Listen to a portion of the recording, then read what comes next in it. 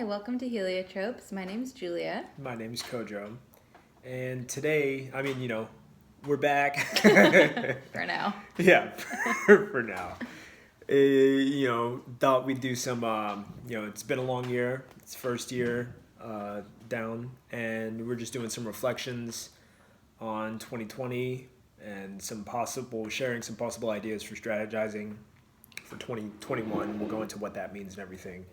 But yeah, a lot's happened this year, so we just want to revisit, some of those things. We're not going to hit everything. This is going to be a shorter episode than the previous ones. That's the plan.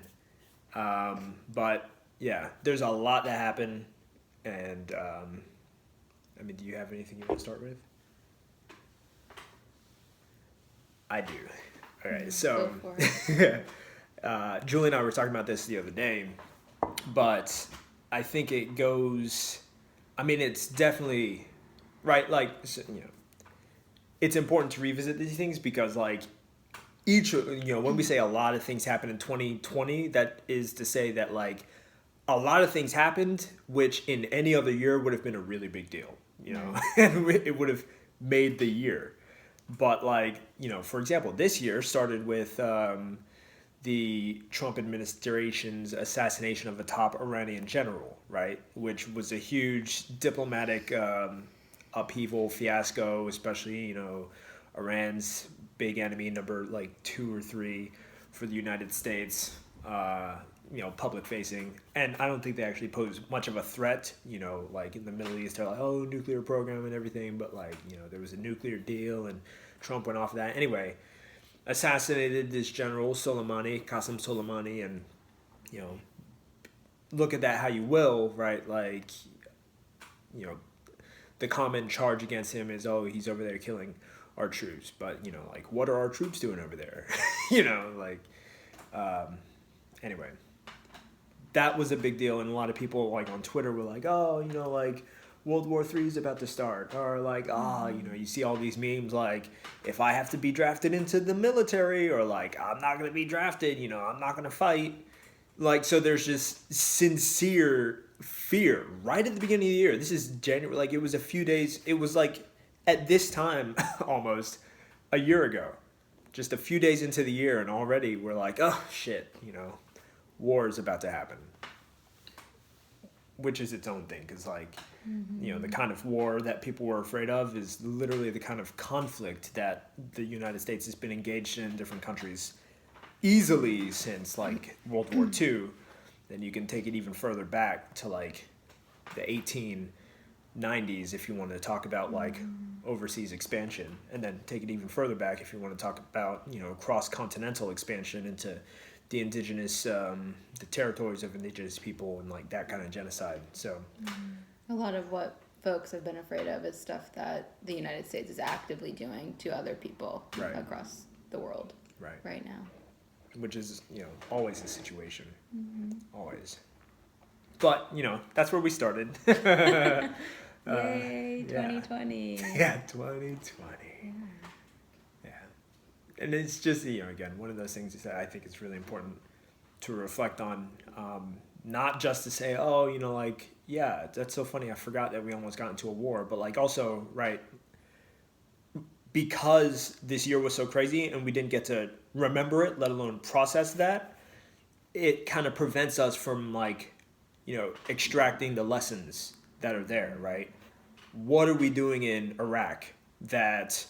There's generals, top generals, and military leaders in Iran who feel it's necessary to, kill American troops. What are we doing there? What are we doing in Iraq? What are we doing in Afghanistan? And there's stuff anyway, we'll get to that stuff. And then I think everything else kind of falls on Trump, because if I remember correctly, the criticism of him was pretty bipartisan, right? It was either...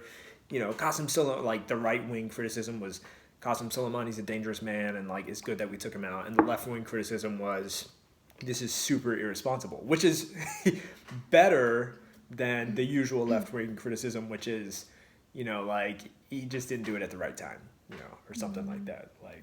Anyway. Yeah, I mean, I don't have a whole lot to add from that because as we were talking about it the other day, I was like, oh yeah, I forgot that happened. Like that just feels like a really long time ago that happened. But then I remembered like the sanctions that the U.S. was trying to impose right on Iran during when the coronavirus pandemic kicked up, and how that was really damning. And was against what I think like the World Health Organization was supporting at that time.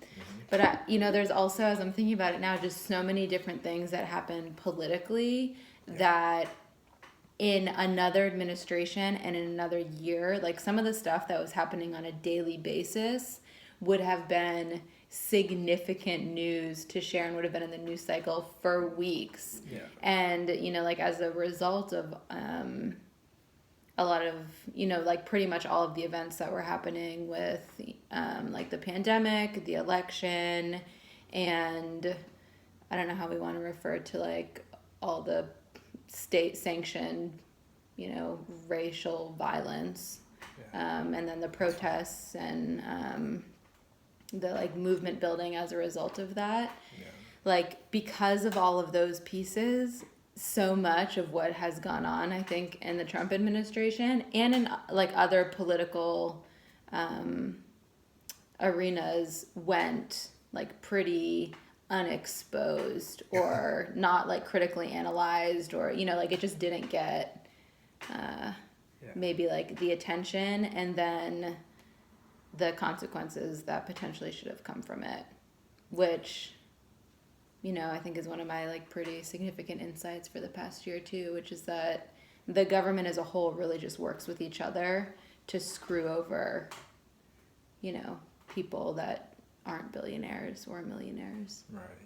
It's the whole right wing and left wing are two wings on the same bird type deal. And, like it's also important to note that, as Julia just mentioned, right, that doesn't just go for 2020, but like the entire, like the past 4 years. And in the spirit of fairness, anything that applies really to the past 4 years applies to the past 8 years and the past 16 years and the past, all that stuff, right? Like we look back at 2020 and we could say, oh man, so much shit happened and like we're not processing any of it, and blah, blah, blah. So like there's a lot of missed opportunities for learning and growth there.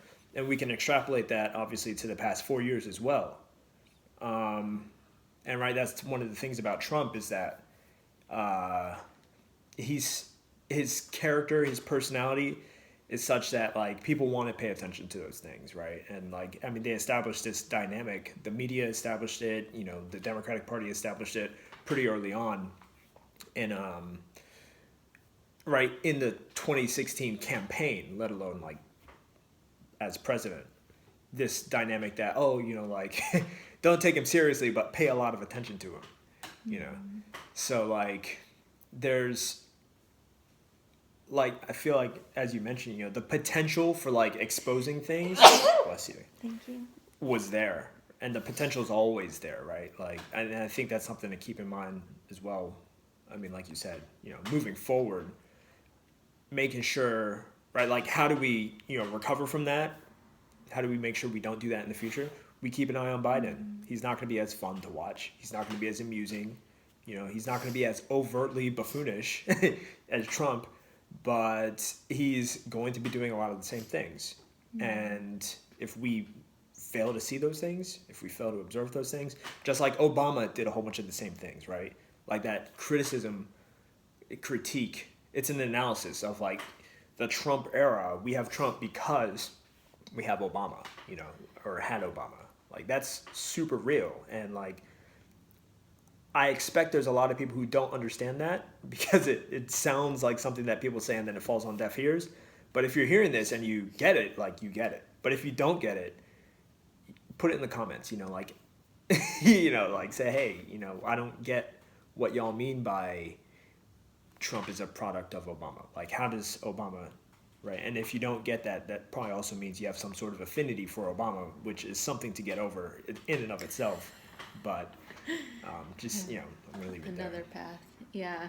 And I think, I also want to say, that when I say that like things weren't exposed, I mean in a meaningful way, right? Because like Joe Biden has been exposed quite a few times, and then it just gets dropped because one, something else is going on, or two, the media has decided not to report on it, or people still decide that they're going to, right, like accept him or stand by him or whatever it is. Like it's never severe enough, which, you know, there's also kind of now this question, I think, at least for me, about like what's the upper limit of what politicians in this country can do and get away with, and how harmful and violent, right, like the government is going to allow, or the government is going to be and allow like its, I don't know, like other government parts to be against the people of this country without any, you know, consequences. Yeah. And to that point, I mean, because that is a really salient question always, right? Especially that point about the upper limit of what people are going to be able to get away with. And so far, I feel like we've seen, and we'll have a better idea of this, you know, once Trump is out of office and seeing like what he's held accountable for out of office. I think that's going to give us a really good idea. I think that's going to be nothing. Yeah, I agree. And it's really just going to solidify this, you know, like notion that like Trump, he does represent right now like the highest, I think the highest observable limit of what a president can get away with. In part because, I mean, for all the reasons that we've mentioned before, you know, like people already are predisposed to pay attention to him and not like him. So they're going to call him out and stuff. But like, you know, Julia mentioned, they're not going to call people out, or they're not going to call him out on like meaningful things. You know, it's like, oh, let's impeach him for, what was this whole impeachment thing? Was that this year? Damn, shit. Was President was or last year? I feel like it was this year. Yikes. Yeah. Well, it started last year. No, it started last year because Yeah. I remember the assassination of Soleimani was one of those things where I was like, oh, see, this would have been like a perfect thing to impeach him on, but they can't. Like, I mean, there were lots of things really that they could have. Yeah, but this was just, you know, so high profile and like divisive, right, and evocative. Like so many people got up in arms about it. It would have been like something, I think, impeachable if the precedent, like if he wasn't following a precedent. You know, the option, what was it? They said that like, oh, they presented him with 3 choices. One is like, or 2 of them are super extreme, and then one is like reasonable, like, you know, we can assassinate this like military leader of a sovereign nation, or we can do this other really egregious thing, or we could do this thing that's mildly egregious by the standard of these 2, but also, you know, still a human rights violation and violation of international law. And like the reasonable person will be like, oh, let's go with this like milder violation of human rights and international law, right? Like Obama was presented with the same options, but like Trump was like, yo, let's do that shit, you know? So like I was like, oh yeah, like, I mean, to your point, like, yes, there are a whole bunch of things. A list, right? Tulsi Gabbard produced one of those things. Anyway, my point is right now that, I don't remember, but yeah, impeachment, those proceedings ended this year. Oh, yes, holding him accountable, right? Like Tulsi Gabbard's a bit of a transphobe, just as an FYI. Yeah, I mean, I don't doubt that. No one's perfect. I'm just saying. Yeah, as far as I am curious to know more about that. But you know, I lost my train of thought. Sorry. No, it's all I just right. wanted to get that in there before we passed Tulsi Gabbard. It's been a bit of a contested name in our relationship. Yeah. I mean, there's just so many, you know, like, yeah, I don't think she's like the best person out there for like a whole lot of things. But, you know, when the choices are so terrible, you know, it's like, oh, it's easy for Tulsi Gabbard to stand out as like an independent thinker type in that crowd. I don't have my, you know, excuse me. I don't doubt that she's up to her own machinations or anything.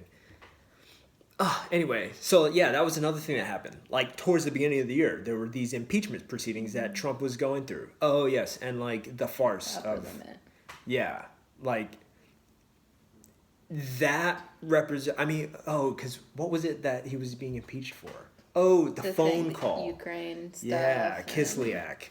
Damn, that was some stupid shit, man. That was. That really was. Okay, yeah. So like a phone call, improper, like quid pro quo, on this phone call with the Ukrainian president. It's just right, like the charge that they picked, or the fact that they picked that, it is a direct indication that like clearly they're not trying to impeach on the upper limits of things, right? Because I mean there is so much. Anyway, point is, if they were to hold Trump accountable to the realistic upper limits of like laws and norms that he violated, laws, because he violated norms, but that was the problem. They were like, oh, we have a problem with violating the norms, but like if you violate international law, human rights law, like these things, it's like, like everyone before you has done that too, and we expect everyone after you to do that, right? That's what the establishment says. So, as far as the upper limits of what people are going to be held accountable to, Trump is, I guess, not a good example of that, because those are so high, and he hasn't been held accountable to any of that stuff. As far as the upper limits of like those norms and the cultural element of like political leadership in America, I mean we got a pretty good sense of that. It's pretty much like we expect you to go in and violate these human standards of dignity domestically and abroad, but you have to do it in this way, or at the very least you can't do it while also doing this and this and this, right? So like otherwise You have to be polite about it. right decorum, respectability, Right. so yeah, but that's, I mean we see, so to your point, this was one of my original thoughts. I was listening to a Noam Chomsky talk on NAFTA. He was talking about NAFTA, and this was in like 93 or something, and one of the things he mentioned back then was this idea that NAFTA was part of a plan to export what he called the third world model. And by third world model, he meant this idea, like if you look at countries like Brazil or India or China in 93, not China today, but like even still China today, or like any other third world country, like just pick a country that you associate with third world, the poorest one. That country is going to have a tiny, tiny elite population, right? And then the vast majority of everyone else in that population is going to be super poor. And it's in those kind of like circumstances, right? Think 3%, that Netflix show, where you expect to see, right, like human rights violate, like, in the DRC, like huge human rights violate. And I guess that's an extreme example. But the point is, like, as far as the upper limit, I think it's reasonable to say, especially looking at how this economic and like public health crisis of COVID has been handled this year, that the upper limit of what the upper echelons of society are willing to allow the lower echelons of society to go through is rising, right? So like back then, what was that, 90, almost 30 years ago, 27 years ago, Chomsky was talking about NAFTA. He was talking about policies being passed by the U.S. legislators that had the intended effect, more or less, of making the United States look more like a third world country. That's what he was saying. And part of that is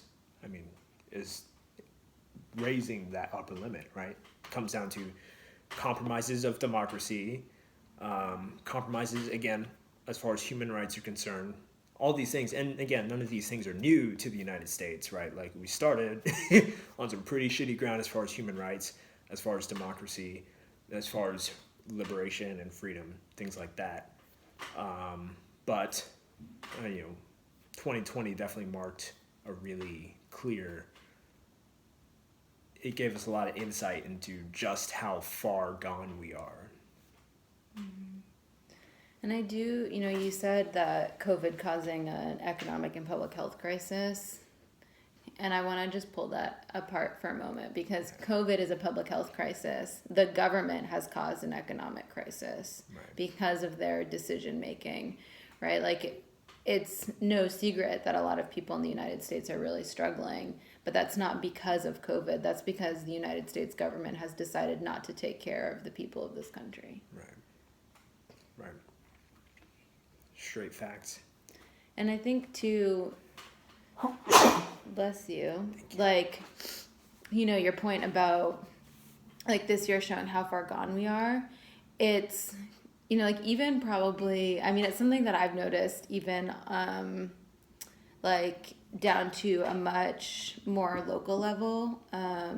And I don't mean local necessarily like my local government, but like personal life and what I've heard from people about their work lives and these kinds of things too, that being in the kind of situations that we've been in this past year, like some of the things that we just mentioned, demonstrates how leadership functions and who's necessary and who's unnecessary and how people will act, right? Like when they really need to step up and do stuff. And I mean, we still have a booming picture of that right now as, right, like there's this debate over the COVID relief package, which is really, right, like the argument going on between that and tacking things on and like that being attached to the omnibus bill because they didn't want to fund it before. And so now they're like, trading basically on people's lives, really, and their livelihood.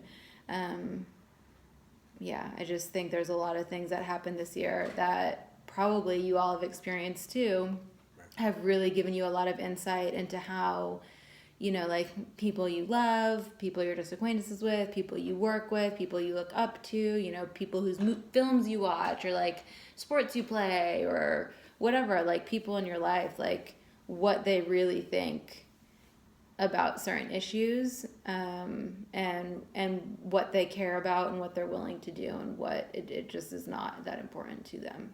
Yeah.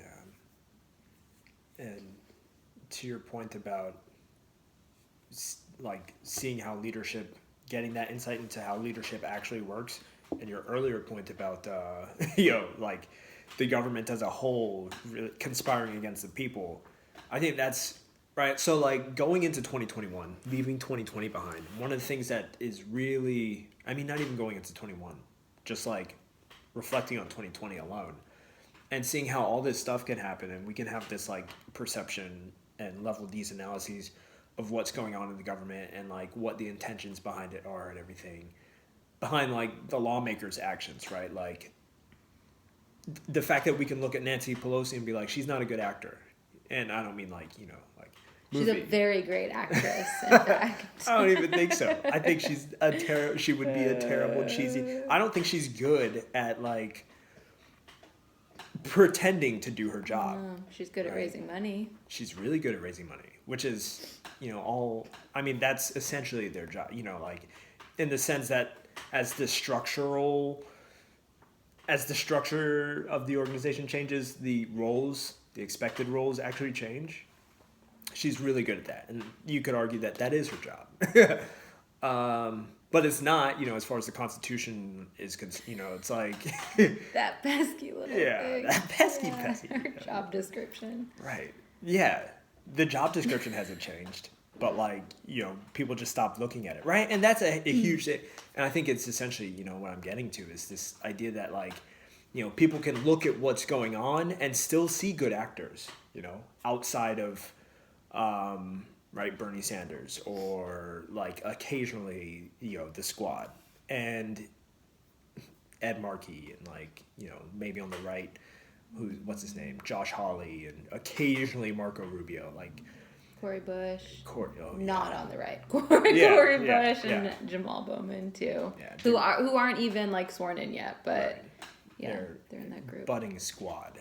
They're going to be on the Squad, right? And then also recognizing that like even those people, right? Like whether you're on the left or you're right and you like those people and you look up to them, they're compromised, right? Because those people, anyway, so like it comes down to looking at the system and not looking at the system in terms of, right, this Manichaean view of good versus bad, right? Oh, Democrats good. Oh, Republicans bad. Like, no, that's not how it is. Oh, like Nancy Pelosi bad. Oh, like AOC good. Like, really, that's not how it is either, right? Like, don't worry about what's good and bad. Look at the system. Look at how it works. Look at what everyone's roles are, and then like try to understand from there. Like, oh, okay, like because if I get stuck on, oh, AOC is good all the time, oh, Bernie Sanders is good all the time, then I'm gonna miss out. Like, I'm gonna be super confused and lost, and it's not easy to like, or rather, it's not hard to understand some of these things when like Bernie Sanders misses the bill that allows, or misses the vote that allows, what was it, right? This is a thing that happened too, like Patriot Act Part 2 that allows the government, something like this, to like free access to your browsing history, right? So they can see everything you search, right? Or when like AOC comes in and says, has nothing bad to say about Nancy Pelosi, right? But like everything bad to say about Republicans, right? Because then you'll be, oh, like good and bad, like, oh yes, good. Yeah, she's saying bad things about Republicans or holding them accountable, or whatever. But like, what's not good? She's not holding Nancy Pelosi accountable, who needs to be held accountable, like on her side, right? So to your point, it's that charade. And like, so I'm just gonna share two things. One, if we get anything out of 2020, it's that, right? It's that we have this super clear insight into who votes for what policies, what effect these policies have, right? Like, we see how bad people need these policies. You cannot look at Nancy Pelosi and be like, oh my gosh, she's trying her best. She's trying her best to help the people out, right? You can't do that at this point. You can't do that for Joe Biden. You can't do that for Kamala Harris. You can't do that for literally any Democrat, except for, again, you could argue Bernie Sanders. But even when you look at Bernie Sanders, you're like, he's trying his best. As a person, you cannot remove him from the system. I'm saying you shouldn't remove him from the system, because his best is determined by what everyone else is capable of. I mean, his best was also endorsing all of this shit. Right. Yeah, he dropped out of the race, And then, shout out to Obama, like, I don't have anything nice to say about him. I was going to follow up with some, like, mean shit, but, like, I'm just not going to. Yeah. So, shout out to Obama. But, like, that's the one thing. Shout in. Yeah, shout in. Whisper into Obama. Okay. Whisper away. Obama. And then the other thing is that there's a lot of learning opportunities in 2020, right? A lot of opportunities for learning about government, politics, how all that works. Literally a lot of opportunities for learning about like various aspects of public health, like basic hygiene, like infectious disease management, and then like finance, right? Because the economy is doing terrible. And I know like on my end, 2008 financial crisis happened. I went to college, and then like 2 years, 4 years, by the time college was done, I was like, I wish I'd known about like finance when, like before that was happening, so I could have, been able to, right, like do something, like invest or something, right? Like help myself sustain myself financially. This is one of those years, right? So anyway, that's all I'm going to say. And then like, again, learning about the politics, learning about the system, learning about really all the systems. Anytime you undertake to learn something, make sure you're doing it on a systemic level. And carrying that down, right? Or carrying it through, or whatever language you want to use to figure out where you fit in that system. Because you're talking about learning things. Like, I'm also thinking about, right, like all the state-sanctioned violence and racism, and like how all of that has come together and, well, has continued to come together, but has come together in some pretty... heinous. Yeah, some pretty heinous ways, and has maintained, I guess, like media traction for a more for a longer period of time, which, you know, some people think that's because of COVID and people spending so much more time like engaged with technology and not having like, you know, other stimuli. But there's a lot to learn in that too, and to learn and understand like, yeah, like how we fit into the system and all of these different aspects. And then kind of like what that means for us in terms of like our relationships and how to be in those individual relationships and in those group relationships and in that bigger community as well. For sure.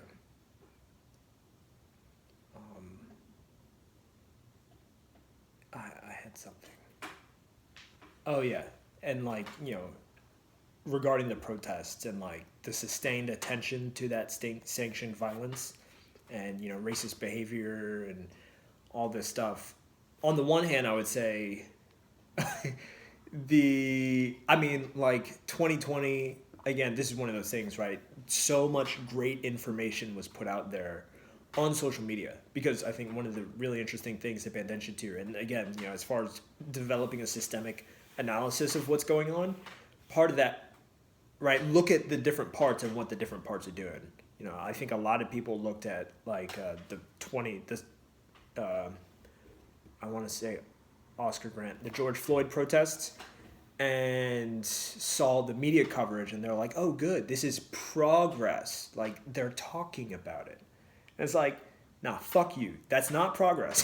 They're just talking about it, and they're talking about it because the media in general is designed, sorry, not like fuck you, like I just, you know, I felt really heated in that moment, but like it's one of those things that's really, it's exhausting to hear this, you know, what people think of as progress.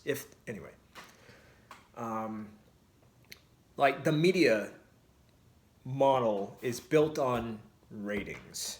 They get ratings, advertisers come in and they pay for the people who have the highest ratings, because if you have high ratings, a lot of people are watching, and advertisers want to go where a lot of people are watching, right? So news is built on what makes them money, right? It's not built on solid analysis anymore. It's not built on objectivity or like, you know, a rational, bipartisan or nonpartisan perspective. Or what's actually happening either, since they choose, right, what they're going to cover and not. And this goes for like every major media outlet, whether it's CNN, MSNBC, Fox News, or like text outlets, right? Like the New York Times, Washington Post, blah, blah, blah. They all have their... Owned by Jeff Bezos. Right. They all have their biases. They all have their slants, right? The liberal media bias is real. And like, if there's anything else you should learn from 2020 as well, is that like, is what it means to be liberal. You know, that's not something to aspire to. But, I don't remember what I was going to say. When people refer to the media attention as progress. Right.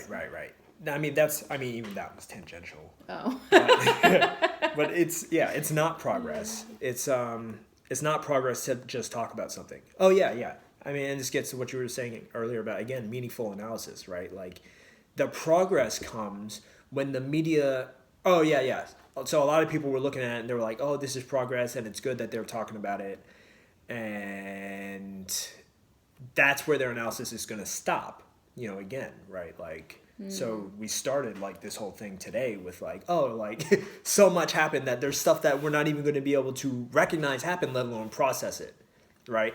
And then the stuff that we are going to remember for 2020, we're going to stop at remembering that it happened.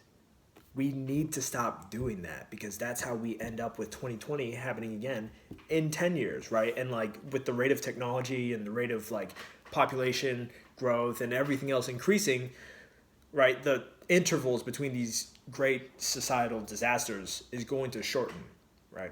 If we keep making the same mistakes. That's the trend. That's the direction we're heading. So we have to recognize that, like, oh yes, a society that the media is not covering these protests out of the goodness of their hearts, you know. They're not covering this protest because they have a vested interest in ending racism, right? If we're looking at the media as a ratings hungry machine, their vested interest would actually be in perpetuating the conflict that comes from racism.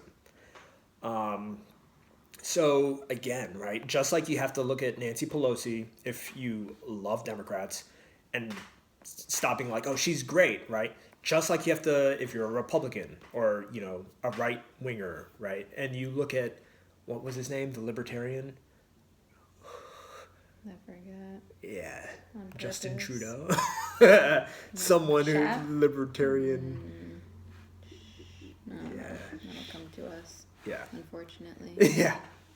Point is, whether you're whoever you look forward to up to on the right, as a Republican or as a libertarian rightist, you have to stop looking at that person and being like, that's a good person, right?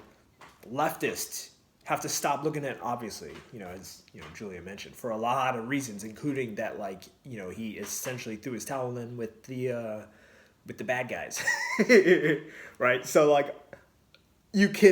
there's two angles that I take. One is the rational, realistic angle. I'm like, okay, none of them are my friends, right? None of them are good guys. They're doing things that I agree with, and I'm going to base that judgment on this list of things as to whether or not I agree with them and whether or not they're actually doing these things. But also, you can when in doubt, just assume they're bad guys, right? If they have power, the power to make laws, if they have the power of wealth, right? And there is still poverty, there's still rampant crime, there's still starvation, there's still people being evicted from their homes during a pandemic. Assume that they're bad guys, right? Mm-hmm. And you can't go wrong, right? Because it's just the most mind-boggling thing. Sorry, we're coming up on time. But I was thinking about that just a few minutes ago. So I'm watching this show again that centers around nuns.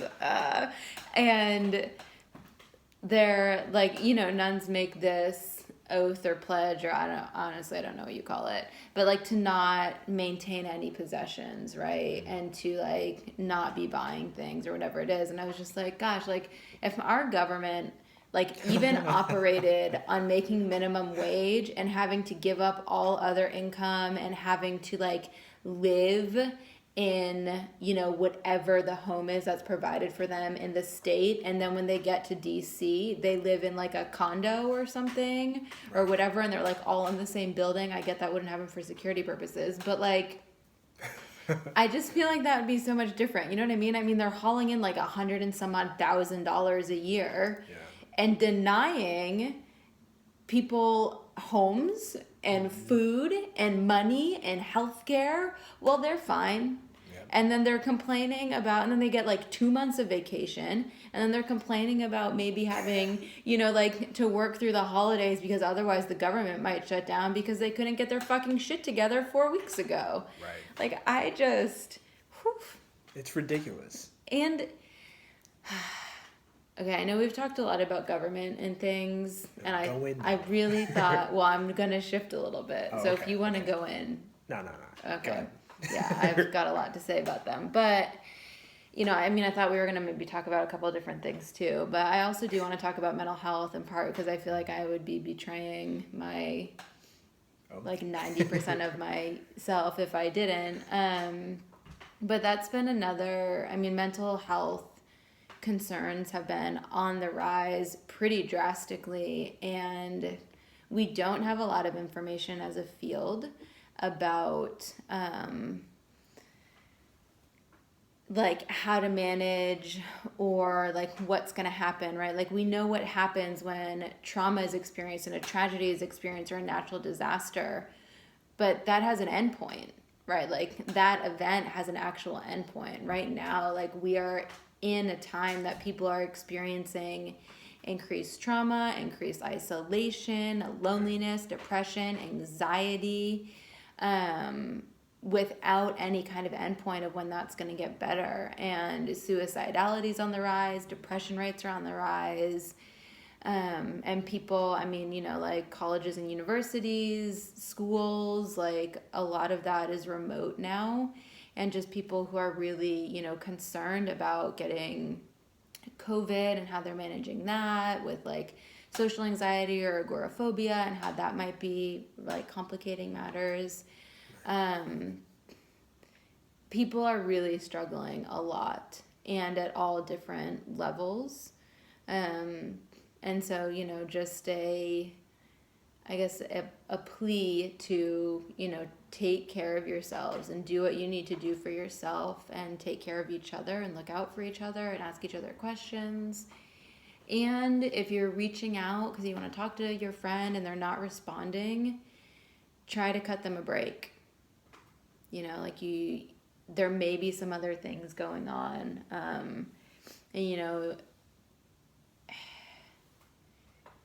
It's something else that the government is really fucking everybody over on too, because getting mental health care is incredibly difficult. It's incredibly expensive.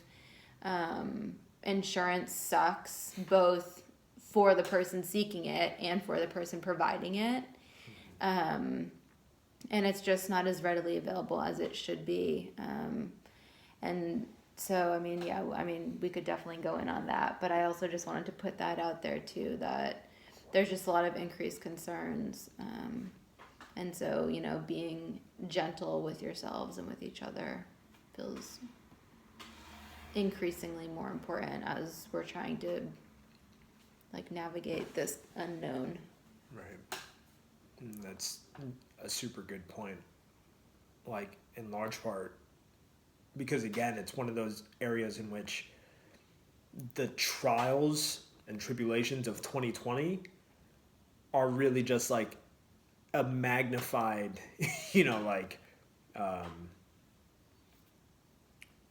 reflection of the way things were before, right?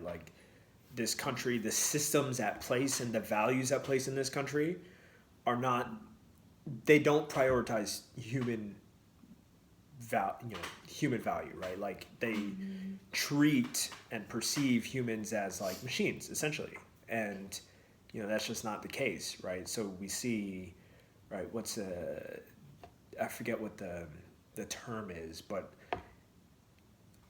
I think you mentioned this, increasing rates of suicide. It's death by despair, right? That's the term. It's essentially, more people are dying because they are just done. They feel like there's nowhere to go. And this is a society, right? It's not just 2020. All this stuff is happening and coming out of nowhere, and suddenly people are oh no, I'm so, I've got so much to deal with. It's nah, literally, we had people feeling this way for decades before, easily since the 80s. People have been these sentiments have been growing and growing and growing. As far as public health is concerned, also mental health is concerned, also making sure that when we're thinking about solutions, how do we improve mental health in the future? How do we treat today's mental health issues for tomorrow? We're not just thinking about throwing medication or giving people more sick days or more vacation days or something, but we're thinking about how do we change these structures and values. Okay, this is my business value profit over humanity. Yes. Yeah, if I look at the numbers, it does. So I'm going to make a shift. Do I need all this money? No. I'm going to distribute that money, right? I'm going to socialize my business, right? So everyone who's working here has a stake in it, right? I'm going to allow everyone who works here to have a say in vacation day or just how they work,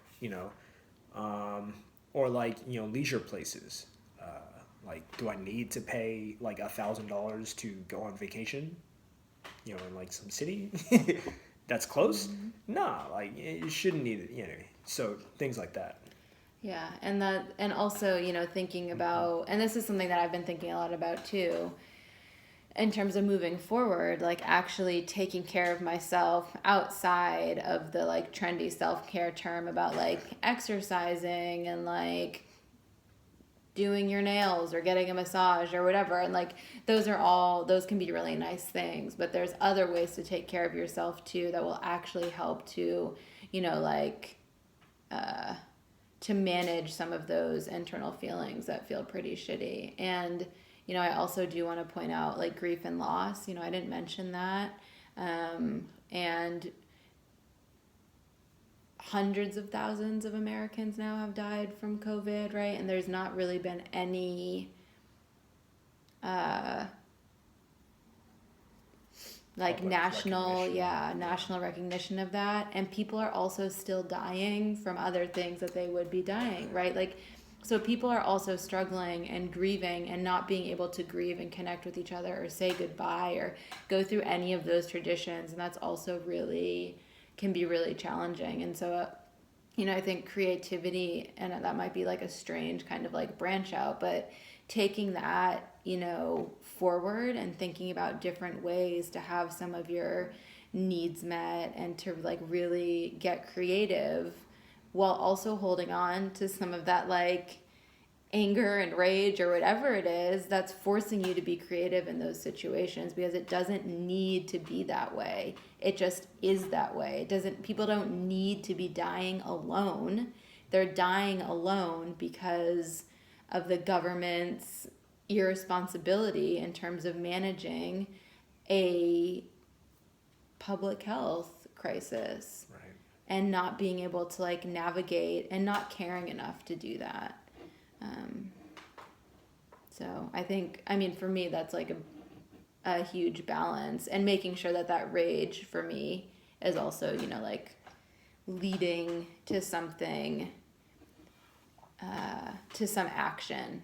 And I don't think that that's, you know, like productive rage, I don't think needs to exist. I think like if you feel rage and you feel anger, and that's where you are, that's where you are.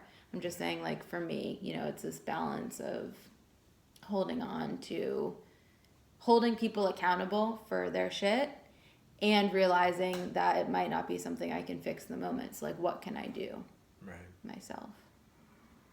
No, I mean, there's two things. One, I just also want to point out, right, because this is a huge thing that's going under the radar for 2020, but like for all the gripes and grievances that we have against the government, you know, it's important to remember that one, government, you know, like is especially in a representative democracy or a republic, the government is supposed to be the people, right? Just like Nancy Pelosi's job is supposed to represent, but it's now to raise money from donors.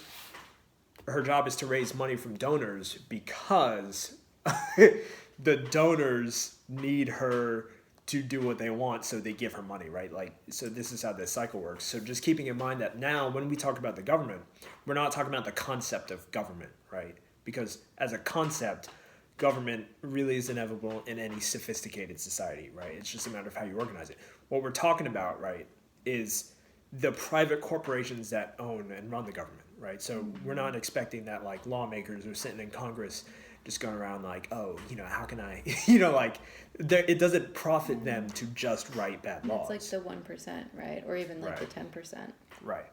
They're funding these lawmakers to operate in the way that they need these lawmakers to operate. And so just keeping in mind, right, like as far as, you know, the rage is concerned and like directing it and, you know, holding people accountable, we're not just focusing on the government, but we're keeping in mind that the government is what they call a nanny state, right? The government in this country right now at this time, December 31st, 2020, functions to serve private interests, special interests, right? Corporations. So we need to hold them accountable as well, right? That's Facebook, that's Amazon, that's Google, that's, you know, like the military industrial complex, big oil, big agriculture, right? The meat industry, like Pharmacy, did you say that? No, big pharma. Yeah, like all of these people, corporations, because corporations are people too, which is stupid and should not be a thing. Thank you, Supreme Court. Mm-hmm. Right. So, I mean, that's just one thing that I want to remind y'all, right? Because so much focus is put on the government and on these lawmakers. And I say so much in a ridiculous way because, like, clearly it's not enough or they'd be doing something different. But, like, as much focus as we're putting on the lawmakers to no avail, we're taking that much focus away, right, from like the actual bad actors, the worst actors, the bankers, right? Like they're in there too, big banking, big finance.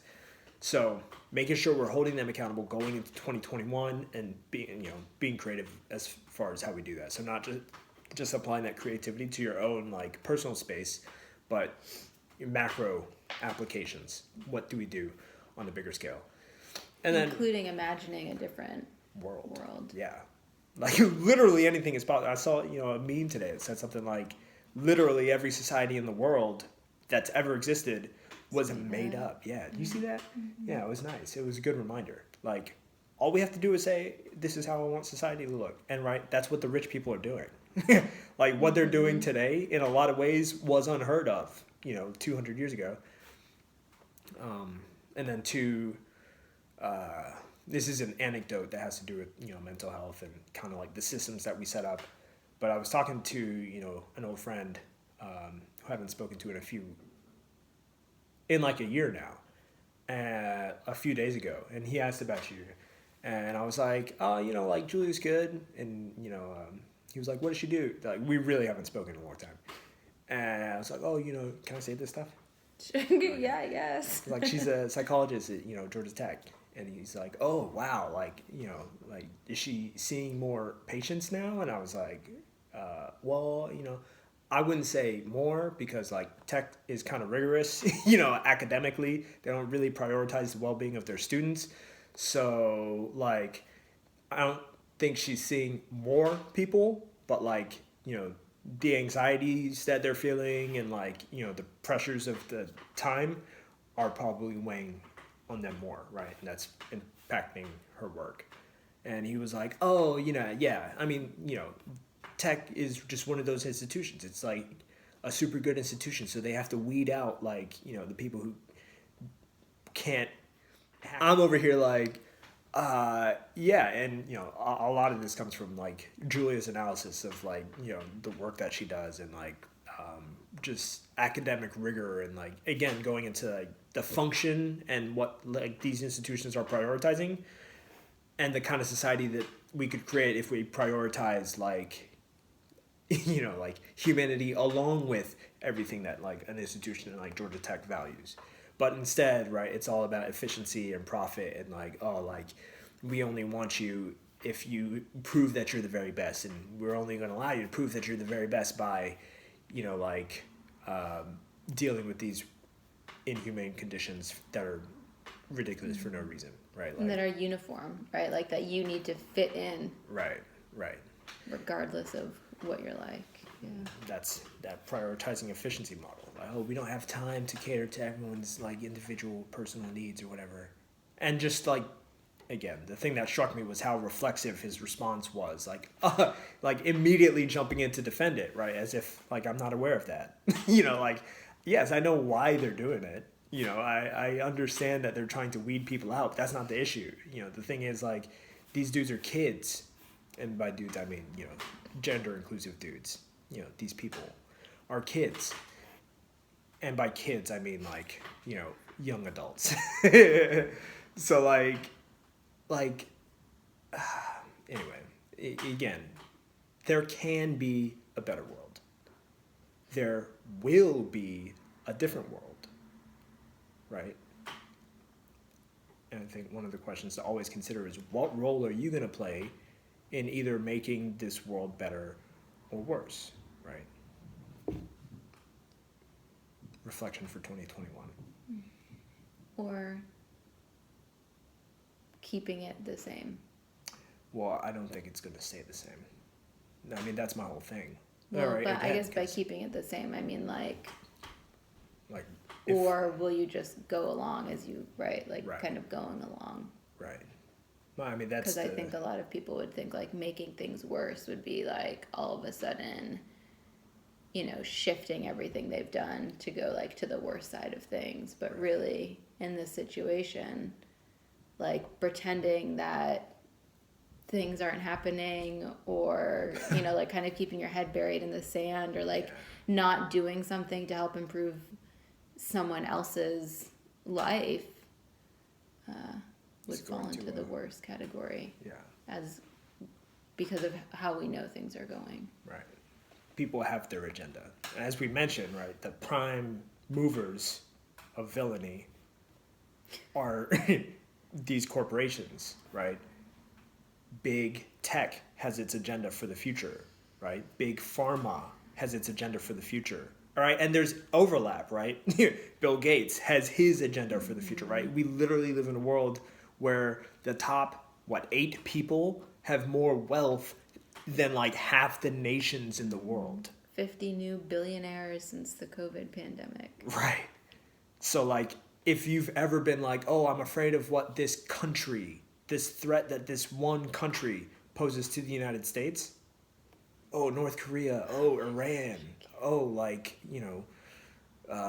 China, then imagine that in this world that we're living in right now, one person has more influence than that country multiplied. Mm-hmm. Also, please ask yourself when you think things like, oh no, like this country might harm us. Please ask yourself what is their driving forces. Because when I was kind of like, fuck, North Korea, I don't trust Trump and it's a little bit sketchy right now. I'm also always kind of like, yeah. And like, here are all their list of reasons, or like, here's their perspective on what's going on too. And for fuck's sake, if we were like, a different country in the world, the UN would be here. Well, it depends on what our natural resources. Well, yeah, but like there would be intervention on various levels. I mean, okay, see now I'm getting heated back to the point of like the state-sanctioned violence and tear gassing people. And that's the other thing. You watch like, programs of other protests and like the police are just getting, like semi-assaulted. I don't even want to really use that word, but people are pushing back against them and they're not fucking beating them or tear gassing them. Ugh. Anyways, we should have ended on your nice question because that was a nice reflection to carry. Yeah, I think you know that I'm always down to keep going. But I will digress for the sake of time. I mean, this is just, one of those things. We're back. Like we clearly still have a lot to say. I do also want to mention that a treaty was brokered this year between the United States and Afghanistan. Afghanistan is one of the longest going wars in the United States modern history, right? Like I think it's actually the longest conflict we've been in. And a treaty was brokered. And I think like a few days after the treaty, we dropped a bomb like somewhere in Afghanistan. It was some stupid shit. But weird. The U.S. never breaks treaties. Yeah. So I don't remember the state of the conflict now. I don't know what it is. But that's just something noteworthy. That didn't happen under the Obama administration. Not that I know of. And then also there was supposed to be an Olympics this year. Like, when was the last time you ever heard of missing an Olympics? Yeah. 2020. I forgot about that. Yeah, I know.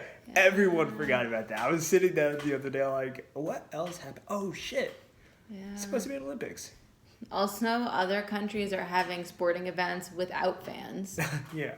This is much more responsible. Indeed. So that's weird to watch. But safer. Yeah. Hmm. On that note. Also, if you made it this far, thanks again for watching. Thanks for checking out our podcast. End of the year finale, Heliotropes finale. If you have other things that like over the course of this, whole thing, you've been like, oh, also this happened in 2020, and you want to remind us, put it in the comments. It'll probably be 2021 when you do it, so, retrospective. Oh my gosh, so much happened this year. And we didn't get any better with time. I feel like this is a little better. It's still technically under an hour. Okay. That's the best we've done. Maybe second best. Bye, y'all. Bye.